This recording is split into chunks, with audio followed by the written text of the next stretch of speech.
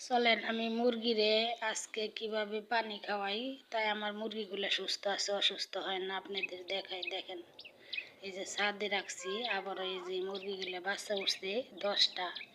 এগুলোরে আমি এগুলো ওষুধ দিয়া তারপরে পানি দিছি, দেন পানিগুলো কি সুন্দর খাইতেছে।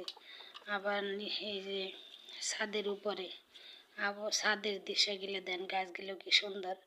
আবার নিচে যে মুরগিগুলো, এইগুলারে আমি এই যে 11টা বাজে ছাড়ছি।